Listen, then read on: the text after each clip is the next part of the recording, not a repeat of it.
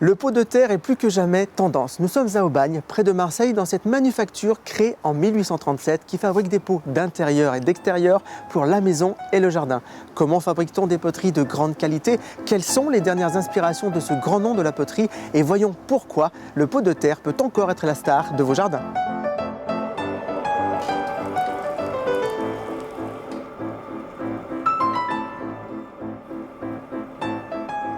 Marion Ravel, bonjour. Bonjour Franck. La poterie traditionnelle reste-t-elle une tendance au jardin? C'est une tendance et une valeur parce que c'est important de planter ses plantes dans une belle poterie en terre. Et elle peut rester tout à fait tendance par des lignes contemporaines ou classiques. C'est une tendance qui est amenée par le boom justement de la décoration intérieure. Alors je crois que la qualité de vos poteries est chargée d'histoire et de savoir-faire. Oui, c'est vrai qu'on essaye de le faire passer, notre savoir-faire et notre exigence, du début de la fabrication de l'argile jusqu'au rendu direct du vase. Toutes les étapes de la fabrication doivent être mesurées, contrôlées et arriver à un produit rendu, fini, joli, dans son aspect, ses lignes.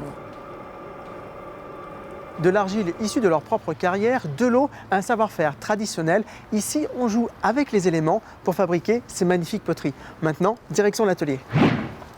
Il faut pas moins de 140 moules, mais aussi la main de l'homme pour fabriquer toute la gamme de ces poteries de 10 cm jusqu'à 1 mètre.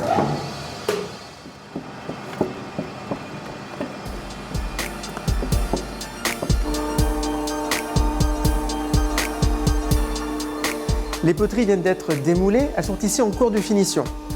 Chaque poterie sera signée et datée par un tampon gravé. Puis les poteries sont stockées ici pour le séchage. Maintenant, chaud devant, on part à la cuisson. Ici, c'est la cuisson. Les pots sont cuits dans un de ces fours géants à plus de 1000 degrés et cela pendant 48 heures minimum.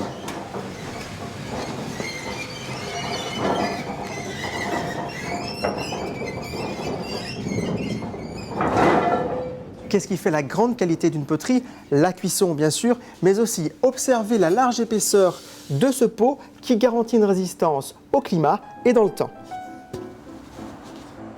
Une idée de prix pour ces jarres, comptez en moyenne 50 € pour le 35 cm, 140 € pour le modèle 60 cm et enfin 300 € pour le modèle 70 cm.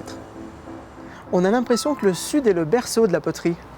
Il est en partie, c'est vrai, un des berceaux, puisqu'on retrouve des productions de vases au bord de la Méditerranée depuis des milliers d'années. Et on est dans un bassin argileux, donc c'est vrai que bien souvent l'origine des entreprises passe par l'origine géologique. Merci Marion pour cet éclairage. Merci Franck.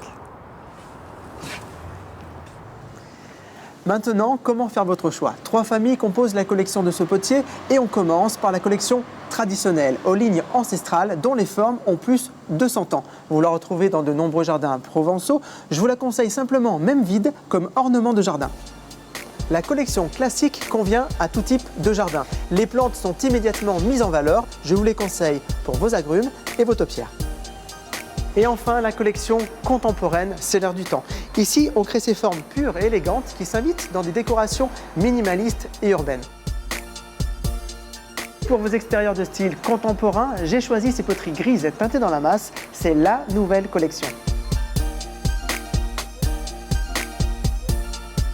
Des poteries utiles, c'est votre priorité. Ici, le pot est bas et large pour qu'il résiste au vent. Sa forme est haute et fine pour marquer une entrée. Sa forme est plus large et profonde pour un olivier qui a besoin de terre. Maintenant, faites le bon choix et plus que jamais, je vous conseille la culture en pot de terre. Plus stable, intemporel et surtout plus respirant pour vos plantes. Ces poteries associent de plus les formes et les matières dans le respect et la tradition du beau. Et maintenant, à vous de planter le décor.